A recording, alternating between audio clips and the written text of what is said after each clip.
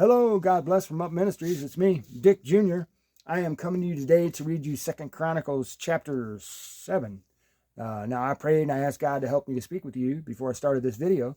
And I suggest that any time that you place yourself in God's Word, that you pray also, and that you ask Him for knowledge, wisdom, and understanding specifically, just like I do. And He's going to give them to you. And that's His promise, not mine. It's in here in a lot of places if you want to go looking for it. But the reason is He wants us to understand what's contained in this book, which is His perfect plan of salvation through Jesus Christ, His Son. That's from creation to the last day, and everything about Jesus. It's all in this book. So, that being said, I'm going to go ahead and get started here in 2 Chronicles chapter 7. Now, when Solomon had finished praying, fire came down from heaven and consumed the burnt offering and the sacrifices, and the glory of the Lord filled the house. The priests could not enter into the house of the Lord because of the glory of the Lord filled the Lord's house. All the sons of Israel, seeing the fire come down and the glory of the Lord upon the house, bowed down on the pavement with their faces to the ground. And they worshipped and gave praise to the Lord, saying, Truly He is good. Truly His loving kindness is everlasting. Then the king and all the people offered sacrifice before the Lord. King Solomon offered a sacrifice of 22,000 oxen and 120,000 sheep. Thus the king and all the people dedicated the house of God. The priests stood at their posts, and the Levites also with the instruments of music to the Lord, which King David had made for giving praise to the Lord. For His loving kindness is everlasting. Whenever He gave praise to by their means, while the priests on the other side blew trumpets, and all Israel was standing. Then Solomon consecrated the middle of the court that was before the house of the Lord, for there he offered the burnt offerings and the fat of the peace offerings, because the bronze altar which Solomon had made was not able to contain the burnt offering, the grain offering, and the fat. So Solomon observed the feast at that time for 7 days, and all Israel with him, a very great assembly, who came from the entrance of Hamath to the brook of Egypt. On the 8th day they held a solemn assembly for the dedication of the altar. They observed 7 days, and the feast 7 days.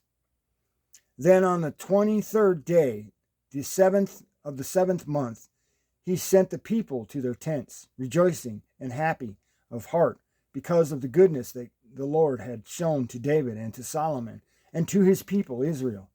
Thus Solomon finished the house of the Lord and the king's palace, and successfully completed all that he had planned on doing in the house of the Lord and in his palace. Then the Lord appeared to Solomon at night and said to him, I have heard your prayer and have chosen this place for myself as a house of sacrifice. If I shut up the heavens so that there is no rain, or if I command the locusts to devour the land, or if I send pestilence among my people, and my people who are called by my name humble themselves and pray and seek my face and turn from their wicked ways, then I will hear from heaven, will forgive their sin, and will heal their land. Now my eyes will be open and my ears attentive to the prayer offered in this place.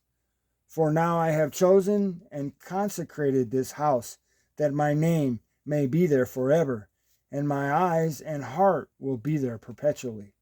As for you, if you walk before me as your father David walked, even to do according to all that I have commanded you, and will keep my statutes and my ordinances, then I will establish your royal throne as I covenanted with your father David, saying, You shall not lack a man to be ruler in Israel.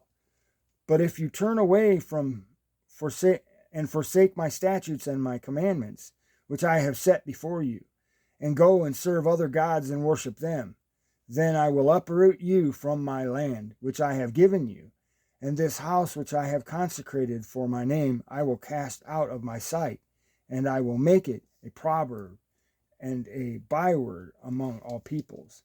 As for this house which was exalted, everyone who passes by it will be astonished and say, Why has the Lord done thus to this land and to this house?